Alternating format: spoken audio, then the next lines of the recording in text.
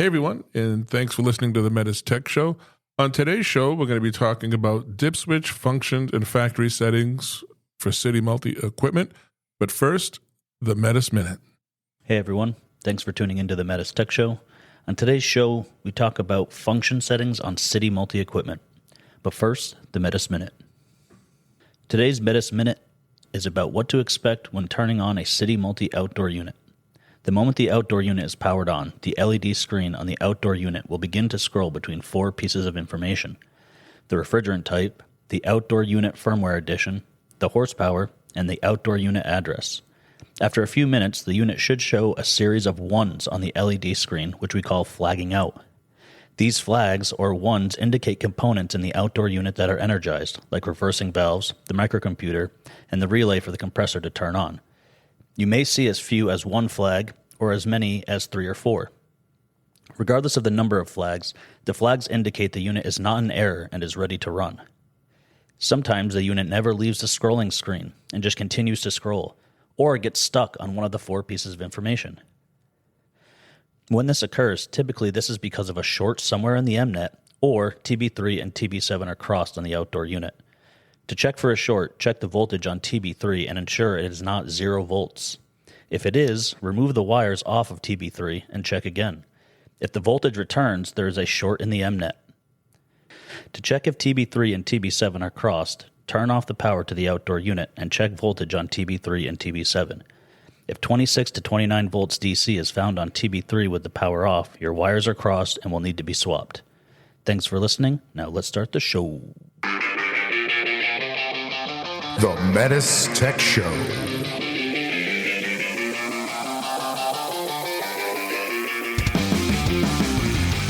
Welcome to the METUS Tech Show, a show for HVAC professionals by HVAC professionals.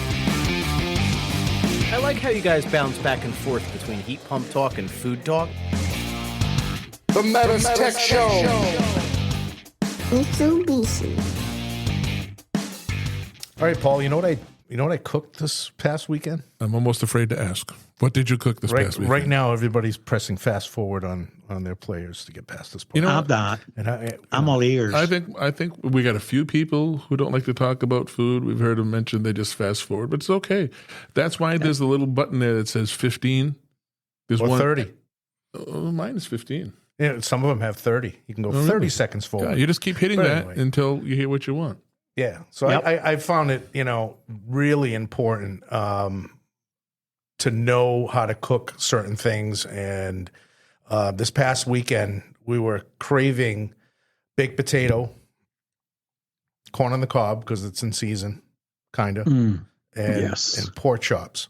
So pork chops are tough to make, tough to get right, but I think I perfected it. And I found this little recipe, Hidden Valley Ranch powdered dressing. You see those packets in the store, Paul? Yes. Yeah, I try to avoid those because they're all full of chemicals. Yeah, the chemicals are good. Chemicals can be really good. Yeah, it's all full of, what would you call it, nitrates earlier? Yeah, nitrates, MSG, all kinds of junk. Yeah. DDT. You don't know that. It's all healthy stuff. Yeah. But anyway, you take a couple of packages of Hidden Valley Ranch dressing powder and you marinate you just put that powder right over the pork chops. Throw it in a Ziploc bag. Let it marinate a little bit. And they came out fantastic. I don't know what's in there that made it taste so good, but they were fantastic. Baked potatoes in the oven. I got the big old baked potatoes from the supermarket, real baking potatoes, and 45 minutes at 400 degrees. And then I just shut the oven off, let them sit in there. Some corn on the cob. And I bought a little bottle of that spray butter. I'm looking at Paul, and he's just not looking at me. You know how I feel about pork chops. He's not impressed one bit. No, you know He's how not I impressed love one pork bit. chops. You know how I feel about pork chops. So Especially with that little fat liner on the Oh. outside of the pork chop. And- Well done. Yeah. Oh, my goodness. That's tasty. So it was just a simple on the grill, pork chops, loaded baked potato, the sour cream, cheese, Oh, butter, yes. all of that. Bacon bits. No bad. I didn't go that far.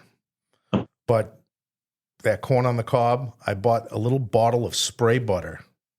Can't believe it's not butter, spray butter. And it just made things so much easier to spray the corn on the cob, paint it on, and it was fantastic. So I made corn on the cob in the Instant Pot, and I said, gee, it didn't come out right. So I added a minute or two the next time I made it a few days later. And I said, you know what? And my wife had gotten all this bunch of this corn on the cob. So I said, I'm just going to do it the old-fashioned way and just boil it. And it still stunk.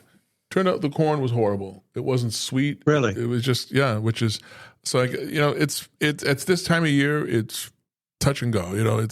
I've done careful. mine since I travel so much. I've wrapped mine in a wet paper towel and done it in the microwave, and it comes out great. Yeah, microwave, it comes out good too. So Instant Pot corn. Now, corn only takes like 6 to 7 minutes to boil. Right. How long does it take in an Instant Pot? Like 3 seconds? No, like 2 minutes or 3 minutes, something like that. Yeah, 2 I or think 3 it's minutes. 3 minutes. Yeah, and it's done. But but then the spray butter. I mean, I like real butter. I like the Irish butter, the Kerrygold Irish butter. Oh, yeah. And I'll get a stick out of the fridge, There's no nitrates in that. and then I just roll. No, it's just cream, and I just roll No the corn chemicals. back and forth on this. So half the stick ends up on the corn. Now we're talking. There's some salt, some sea salt. Too much butter. Oh no, there's no Or you such could thing put as- the whole steak If somebody on the says, plate. listen, if somebody says you're using too much butter, don't invite him back to your house again. Yeah. Kick them out. Hey, Paul, you could put the whole stick on the plate and put the corn on the cob on top of it and just let it sink in. I've done that. I love me some butter. All right. Welcome to the METUS Tech Show. We got Juan on the show. Hey, hello, everyone. We got Paul Shaves. Hey. And myself, Steve Pimentel. And today we're going to talk about function settings as they pertain to VRF, R2 systems, Y series. These are function settings in the outdoor unit. There is another section for function settings in most indoor units. Well, all of the indoor units, they're specific to that indoor unit. We'll cover that on another episode. But I thought it was really important to talk about how we can do function settings, the two different ways that we can do function settings. Right? We have the first method which is dip switches on the outdoor unit, and then we have maintenance tool. So Right. we can do function settings right from maintenance tool, and just by flipping a switch on maintenance tool with the mouse, or we can go to the outdoor unit and flip some switches and engage that particular function setting. And today, we're going to be talking about how to do it with dip switches, right? Yes. So before we do that, I want to kind of take a step back. So I want to talk to our audience about the last 2 episodes. We had some sound quality issues, and I just wanted to apologize for that. We were trying something new, a new on-the-road mobile kit, and it didn't turn out quite like we had hoped. When we played it back at our computers, it sounded better, but then when we uploaded it, it just didn't sound good. Yeah. So I just wanted to apologize to everybody for that, and going forward, we're going to strive to do better. So that said, let's continue with the dip switch function settings then. Yeah. Just to go on to what you were just saying, traveling with a small bag with microphones in it versus traveling with a gigantic Pelican case. We're going to go with the Pelican case from now on. Yeah. 'Cause that Every we get the time. best sound quality out of that. Yeah. We tried, and we got a couple more episodes like that coming out, but they're really good episodes. So Yeah. just if you can get past the quality, sound quality, they're definitely worth a listen to. But we did like the idea. We did enjoy recording this live in restaurants with contractors who were having lunch or dinner with us. It was really a lot of fun, and that I want to do, but we'll be bringing this big 600-pound kit with us instead of the 5-pound bag. Yeah. All right. Brent's been working out, so he should be able to haul it. Yeah. Well, yeah, we're going to make them check it in. Yeah. In the Exactly. back. Our listeners are worth it. Yeah. So anyway, starting off, let's walk us through one. You're a contractor. You just showed up on a job, and you need to check function settings, or maybe you've been getting certain complaints about the functionality of the equipment, whether it's in heating, whether it's in cooling, maybe a high humidity area that the system's installed, or a really cold climate. What is the first thing you're going to do when you walk up to this outdoor unit? How are you going to get ready to make these changes? We'll be right back. Hey, listeners, If you like the METUS Tech Show, you should check out our YouTube channel called the METUS Training Network. That's METUS Training Network. Head on over to the METUS Training Network for tons of videos and programming made for HVAC professionals just like you. We've got technical training tips, HVAC program updates, and episodes of our new HVAC talk show called The Comfort Zone. Of course, you also get to catch up on more episodes of the METUS Tech Show as well. Head on over to YouTube and subscribe to the METUS Training Network today. Now, back to the METUS Tech Show. Well, a couple of things that are really required for function settings to happen is, one, the system needs to be powered up, but not operating. There can't be an active call to any of the indoor units. And also the system should be had been operating in not initial mode, but what was the other one, Paul? Ordinary mode. Ordinary mode. See, that's hard for me to say every once in a while. Yeah. So yes, it should be ordinary mode for any of these functions to happen. Then the third thing is switch SW6-10 needs to be on because it is a function setting. So by switching SW6-10 to on, you're telling the system, okay, I'm getting ready to set a function. And according to Steve's scenario, I'm going to go to the test run mode first, which is function setting number 769. And if you were looking at the chart of function settings after the function number, you're going to see a series of ones and zeros, because that bank of switches, SW4, which is the bank of switches you're going to go to, has 10 switches on it. So it's SW4 1 through 10. So if it's a 0, that means it's off. If it's a 1, that means it's on. So for function 769, which sets the system on test run, you would turn switches 1, 9, and 10 to on. And then you would find the only push button on the whole circuit board, which is SWP3, and you press it for 2 seconds, and the system will go into test run. Yeah, and that's the red button right above the dip switch bank. Right. And I want to Yes. I want to just let everyone know, Juan, you're getting this information from some page. I forget what the page 179. number is. 179. Okay. Yes. This is in the service manual, and there's a chart there. It's chart 5-1. And it Yes. tells you when you put switch SW6-10 in the on position, SW4 now becomes 0, what I'm going to call your command switch. The mode sets the Correct. mode switch, the function switch. So as you said, 1, 9, and 10 are in the on position, which is going to be represented by a 1 in the chart. And all the others stay in the off position, and they're going to be represented by zeros. And then it says right next to it what the function is and what has to happen. And it also says in a very important column in there is when that you can do it. And this particular one says anytime after the power is on. But Correct. just to reiterate what you said earlier, the power is on, there's no call, nothing's running, and it is out of initial mode and in ordinary mode.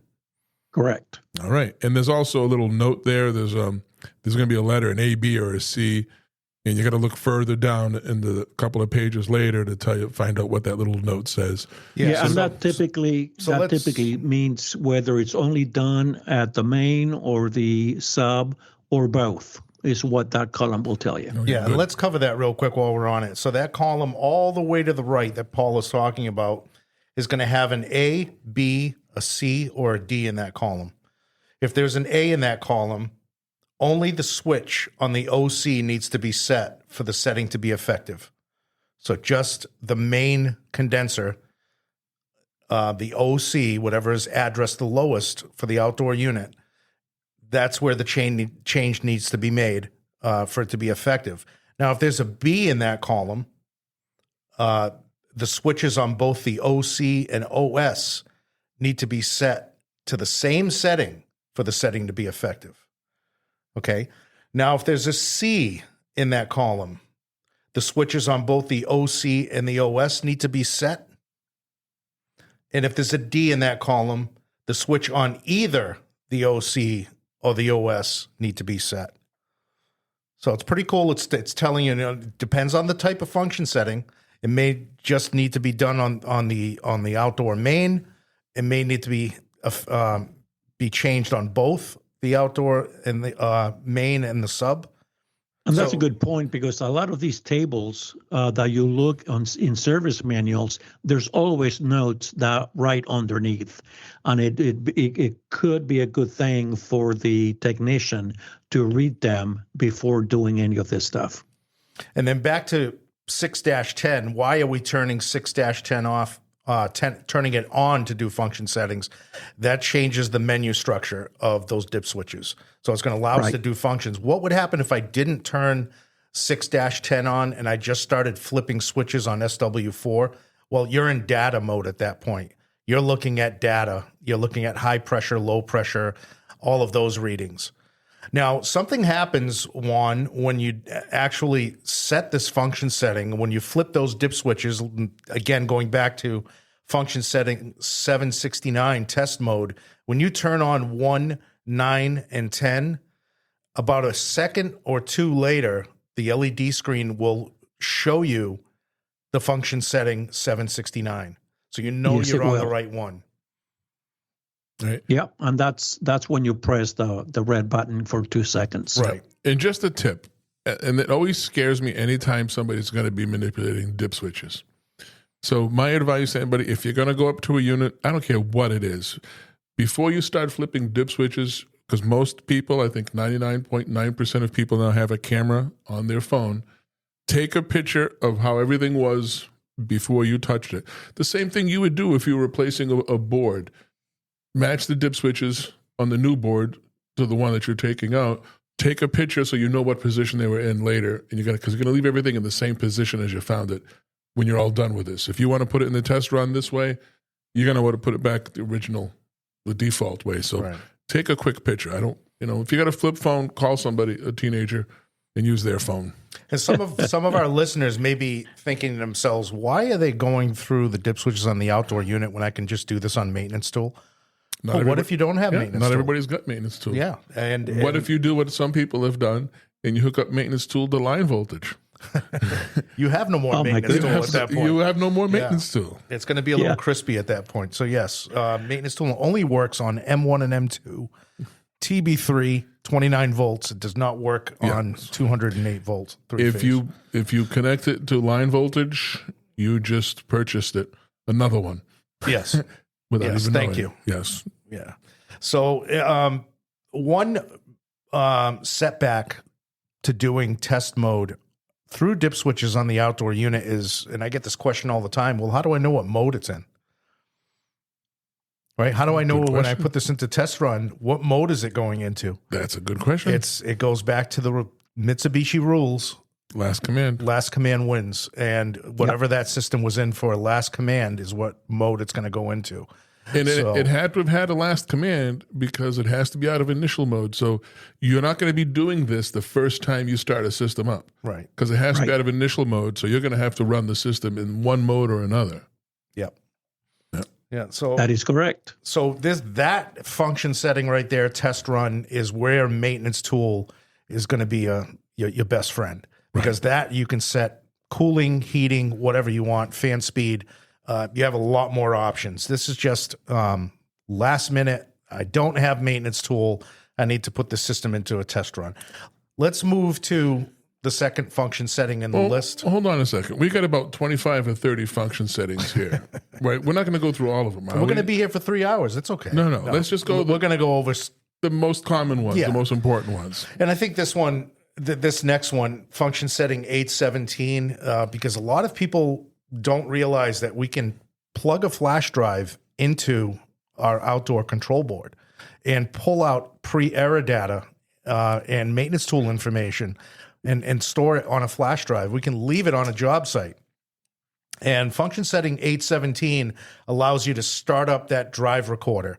Now, definitely go to your service manual and look at the instructions on how to properly set your drive recorder and your flash drive. Function 818 is to collect data the same way, but to continue collecting data even if the system goes into an error. So Right. that's really important.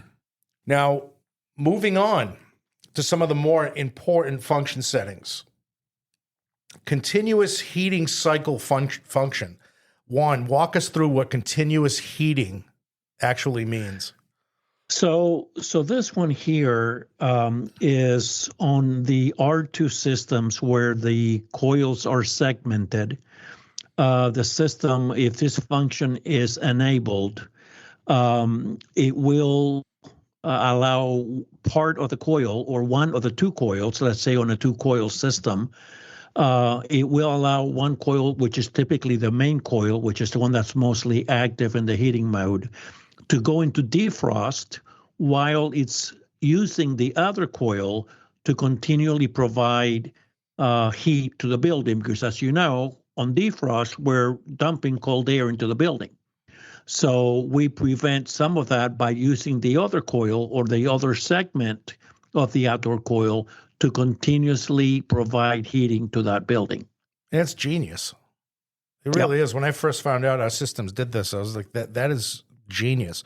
And it only happens, like you said, because we're able to segment the coil into into halves or thirds, depending on the size of the system. So why not defrost the most vulnerable part of the coil, which is the bottom section of the coil? It's going to collect the most ice. Defrost that section of the coil and continue heating the space using another section of that condenser coil to absorb heat. It's just genius. I think it's fantastic. But it's disabled from the factory. Okay, so we have to enable that. Why is it disabled from the factory? Some of these functions, you're going to ask yourself, why are these things disabled from the factory? Remember, we've talked about this before, where our systems out of the box are at their most efficient rating possible. Yes. Right? So the target evaporator temperatures are not at their lowest. Right? These are all functions that we're going to have to set high heating mode. That system may not come out of the box in high heating mode. We're not driving that compressor harder, running a higher saturation temperature. We don't need it. Maybe the system's installed down in the southern states where we don't need that high heating mode. So as we go along for some of these, remember, a lot of these are disabled because we're trying to, they're at their highest efficiency out of the box, these systems. Yes. All right. What's the next one, Steve? All right. So next one, I would say the most important in the list would be clearing of error history. All right. So we can. Oh, yeah. This is one of my first experiences with the Mitsubishi City Multi equipment. Was actually this, what I was trying to do with this function setting here. I was trying to clear the history. I wanted the next time I come back, there to be no faults on that system. I didn't have maintenance tool with me, and I was up on a roof, and I did this. And this is function 896. And what it does is just like it says, it clears the history. So the system has to be off. Correct me if I'm wrong, but you have to turn the system off first for a little while. Yes. Right? And then you turn it back on. So here's where I got burned on this one. And I don't remember the exact time it told me to turn it off. Do you remember, Juan, how long you have to turn the equipment off for? Typically, they say anywhere from no more than 5 minutes. Okay. Let's just say it was 5 minutes. Right? It said it had to be off. Well, I waited like 4.5 minutes. So that's good enough. Well, it didn't take. Right. I thought, hey, what's 30 seconds going to be? And I just turned it on like a minute too soon. And it did not take. So if it says, you got to look at the notes and it's going to tell you how long to keep it off. If it tells you to keep it off at 10 minutes, make it a good 10 minutes. Right. Don't cut it short. That's the important thing. It's more than just discharging the capacitors. It's got to do something operationally from the firmware. Right.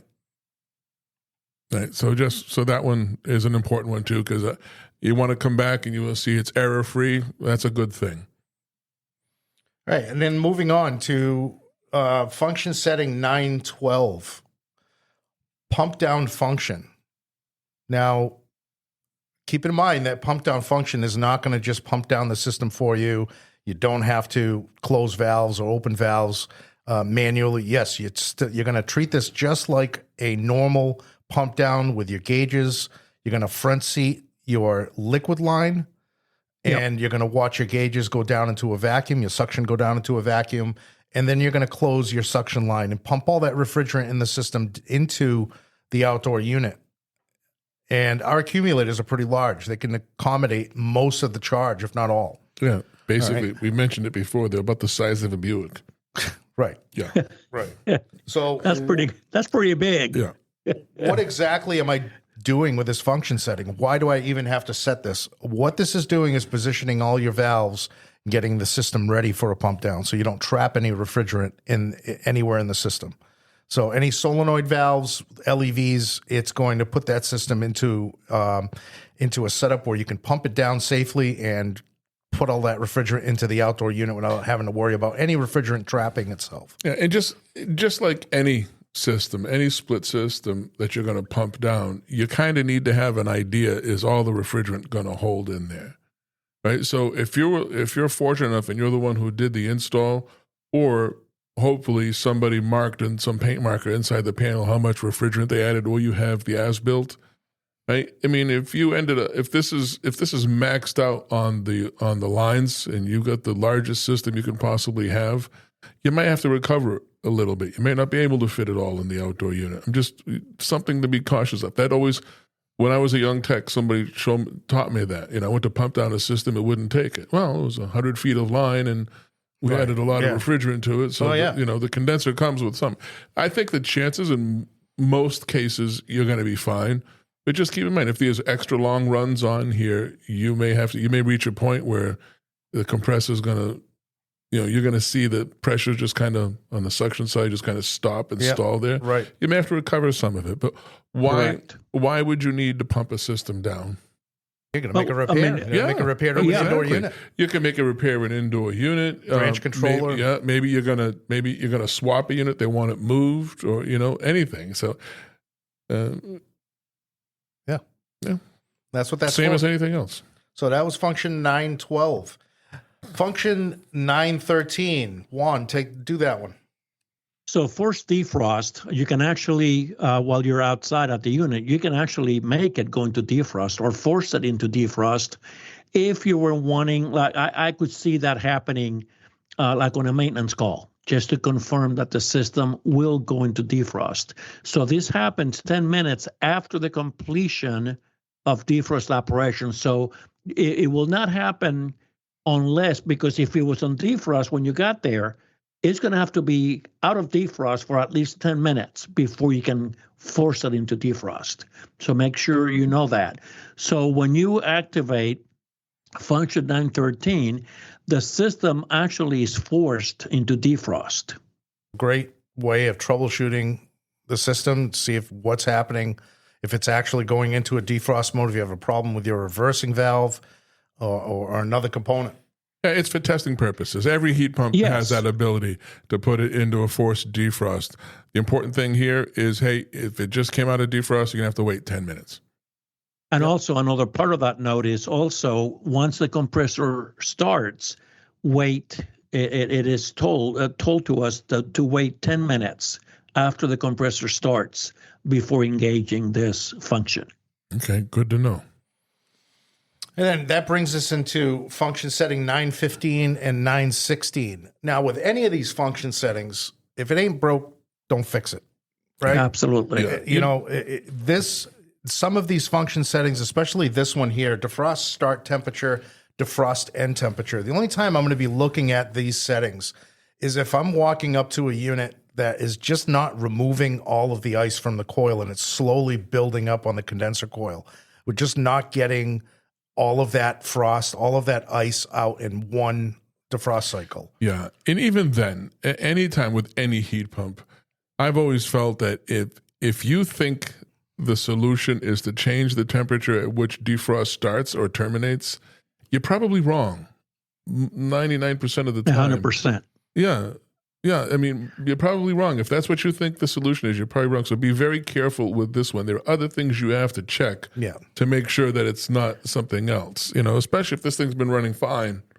for Yes. a long time. You And know, Steve, I'm sorry, Paul. No, go ahead. To add to Steve's comment, he did label it as ice, because that's the first determination to determine whether we really have a problem or not. Because frost is not a problem, No. ice is. yes. Because frost, you can still pull air through frost. You can't do it through ice. All right. So the system in itself is going to wait the longest it can before it actually takes the system into defrost mode. Yeah, and so our colleagues, our friends in Canada, they are adjusting a lot of these defrost start times and end times because they're dealing with what? Polar bears. Polar bears, yes. Cold. Crushing the coils. Yeah. Cold Now, up there. You know, I was blown away to find out that, you know, it's a very humid climate yeah. even in the winter. So they're dealing with a lot of these settings, and for defrost, they have to manipulate the system to work for that environment. Yeah. And maybe you're in Alaska. If you're listening to us in Alaska, you may be using this up there. But yeah, I don't know. Again, just be very, very careful. This is a last resort. And you got to kind of use your best judgment too. If the system's been running years and it's not a problem, then this is not the solution. Right. It's something else. Right. Yep, definitely. Right. Because every time you change the defrost initiation or the defrost termination temperatures, you're asking that system to stay in defrost longer. And if there's backup heat in the building, your operating cost could rise. Plus, you run the risk of the building getting colder than necessary. Right. Right. So the next one we're going to talk about, and this is a real easy one, it's 921. So this one reminds me when I was a kid, and I'm not even joking here. When I was a kid in grade school, I was told that within 5 or 10 years that we would all be on the metric system. This is not a joke. I'm not making this up. That's been 100 years ago, we right? were supposed to, no, this was, I think, 1977, 78. Jimmy Carter was president. I was a little kid. I was in you know, I don't know, 4th, 5th grade. You know, I was like 17. I graduated in high school from 1977, so I was even old back then. I'm just kidding. I'm kidding about the age, but Jimmy Carter was president. We were trying to learn the metric system, and they said within a certain period, I want to say it was 5 years, we're going to switch to the metric system. It never happened. It never happened. Now, being a veteran in the military, guess what you use? You use the metric system. Yes. For distance, everything is in kilometers, and we'd never use miles. Everything is in meters and kilometers. You know, the effective range of an M16 is done in meters, not yards, right? But anyway, this is simply function 921 is simply to change it from Celsius to Fahrenheit and from PSI to square meters and so on. Yeah, so if you walk up to an outdoor unit as a contractor and you're flipping SW4 to get pressures, high pressure, low pressure, and you look on the LED screen and it says 21.4 for high pressure. Probably want to check this function settings. Yes. You're probably looking at bar, right? Yeah, and if you want to mess with somebody, go ahead, change this back and see, you know, make their day. So anyway, don't do that. No, just kidding. Yeah, so it may come from the factory in metric, and may come from the factory in imperial, but that's where you're going to change that setting. Mm-hmm. Right. And we talked about this one in the last episode, refrigerant amount adjustment. Was it the last one or the one before? Yeah, the last one. Yeah. I think it was the one before, wasn't it? It may have been. Yeah. Anyway, within the last few episodes. The last couple we episodes. don't know. Yeah. Refrigerant amount adjustment, and that is going to put that system into basically a check of its performance, right? This isn't the end-all, be-all how much refrigerant. It's going to tell me magically how much refrigerant to add if I'm low. We talked about that in that episode, but that's how you set this function. It's function 922. And again, it's just a test of the system to see if it's meeting the targets that it's supposed to meet. Mm-hmm. What's next one? You know what I really think is called? Go ahead, Juan. No, I was just going to say the one that I like to talk about in the classes is functions 933 and 934, because a lot of times the technicians don't know that it's even available, and that has to do with snow sensor setting. That has to do with the condenser fan, being that it is on top of the unit. How likely is it for snow to pile up on top of that fan? So that is very, very likely. So the settings, you can set the setting for the fan to come on every so often, or for it to run continuously to keep snow from being collected on the top of that grill. Yeah, especially, this is not a big deal if you get that light, fluffy snow, unless you've gotten feet of it, several feet of it, which chances are the thing's running anyway. But when you get that heavy snow, that heavy wet snow, you don't want that sitting on that fan blade. And refreezing. Yeah, and refreezing and throwing it off balance. You don't want that. So this is a good one to have. Nick in Hawaii probably not going to be worried about this one. Not at all. Unless he's got a city multi-system up on top of the mountain where the observatory is. It probably snows up there, I'm guessing. He'll let us know. All right, and then we have high heating power. I have a question about the snow sensor. Yeah. Right? Is there actually a sensor that's going to sense snow, or does it go on temperature, or both? It goes on temperature. It's actually using TH7. So it's only effective when TH7, which is our ambient temperature sensor, reads a 5 degree or less. That's what I thought. It does go on temperature. Okay. But there is a snow sensor. There is a snow sensor on the top. Okay. There is. Okay. Yes. Yeah, I confirmed that with Austin earlier. Okay. I had to make sure. All right. Cool. All right. Well, Austin, we have to have him on and answer a bunch of questions for us again. He is the sensei. Yeah. So this next one, high heating power. Now this one's kind of weird because depending on the software version or firmware version in that particular NGen system will determine whether it's already in effect out of the box or if it's disabled out of the box. So that firmware version is going to determine that. Now, what is high heating power going to do? Well, basically, we're targeting 120 degrees on our TC, and that's our high temperature saturation. That's our gas pedal for the compressor and heating mode. We're always targeting 120. In high heating power, that raises that to 127. So it gives us that little bit extra boost, a little bit higher discharge air out of the indoor units. Probably something you're never going to have to touch down south, but up north here and where Juan is from, definitely you're might have to flip this on again. If it's not broke, don't fix it, right? Exactly.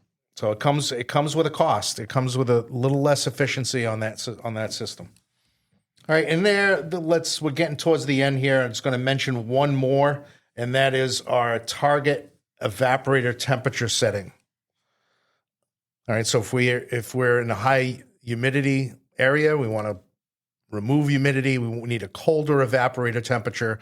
You're going to look in the list at what that evaporator temperature came out of the box, what it came stock with, and you can change that to a lower evaporator temperature.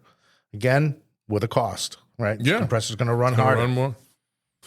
Yeah, and again, not the if you're having issues, if it's been running for a long time with no issues, this is not a solution. Right. This is going to be something, And to add to that, any of these changes, I would think about it twice about doing it without having a conversation with a building owner. Because some of these changes, again, it may be better in clearing an issue if there is one, or like Paul says, there may not be an issue, so don't even mess with it. But some of these, by having the compressor crank up to a higher frequency, of course, I believe it does bring your power consumption up. Absolutely. Yep, that's true. Yeah. All right. I think that's all the ones that we want to go through. I'm sure there are others on there, but they're just not very common or not very likely to be used. But if anything else, You're obviously not going to remember all of these, but I think our goal here was for somebody to understand the manual just slightly better, how to read that chart, the function setting chart. If nothing else, at least we got that out of the way. And when you're done, And that's found in when you're done, make sure you take the dip switch 6-10, put that back to off. Yeah, that's an important. yes. Take your SW4 dip switches, flip those all back to off until your LED screen reads ones or flagged out, as we call it. And we got a bunch of ones on the screen. That way, no other service person that shows up on that job comes up on and looks at an LED screen with a function setting number on it and says, 921. I'm going to look that error code up. Yeah. All right. So, question for you: when we get there, when we put 6-10 on, is this with the equipment off or on? That's with the equipment on. That's right. We'll Yeah, make sure. Juan mentioned at the beginning, Yep. and that's really important. The equipment is on, and it's not running. Exactly. And then the same thing when we're going to put it back in the off position, equipment on. Correct. All right. And that's important with any function settings. It's funny, throughout all of our equipment in Mitsubishi, what happens when you try and set a function setting on an M&P unit, Juan, when it's running, when the compressor is actually thermally running? Yes. It's going to say you can't do it, right? Controller on the wall is going to say... Even if there's a fan running Yep. at the indoor unit, even if there's a fan running at the indoor unit, it's not going to let you perform it. Yeah. Yeah. It's If you do that, I'm pretty sure there are bunnies dying someplace if you do that. So don't do horrible. that. That'd be horrible. Do not do it. Speaking of bunnies, have you ever had roasted? No, I'm just kidding. Rabbit? not gonna go I love roast Rabbit! No, yeah. I've never had it. No. You know what? It's like chicken except bonier. That's my thing. It's good. I have mixed feelings about rabbit. It's good, but when I was I want to say 8 or 9 years old, I had a pet rabbit. And you know where this is going with a Portuguese father, right? It wasn't your pet. Oh, yeah. It wasn't my pet. No. It was just had I known, I wouldn't have named him Fluffy. I would have named him Stuart, so I could have called him Stu for short. Anyway, it was a horrible scene coming home from school as a young kid and seeing your bunny rabbit hanging there and your dad skinning it. Yeah, and it's not real common to hear somebody say roasted rabbit. Like, oh my God, you're cruel. PETA's going to call us and everything else, but it's Portuguese, There's that. There's a bunch of people. Yeah. A bunch of people are going to eat rabbit. Juan, you're Cuban. Did you have roasted rabbit? Yes, I did. Okay. We didn't have access to much chicken or even pork. What you don't want to do is bring a roasted rabbit for lunch in a cafeteria where you work.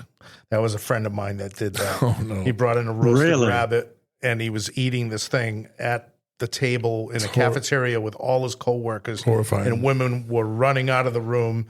And yeah, it's horrifying. It was terrible. Yeah. So we're not talking, they don't really, it's the whole rabbit. When I was 7 years old, I saw my mother grab a chicken by its legs, held it upside down, took the neck and just snapped its neck, and then she commenced pulling all the feathers off. And that's something you don't forget. Yeah. I don't know. I just go to the supermarket. It's a lot easier. Thank God we can do that now. And Yeah. safer. I'd be a vegan for sure if I had it. All right. Anyway, we'll see you on the next one. Thanks, everyone. All right, guys. Adios.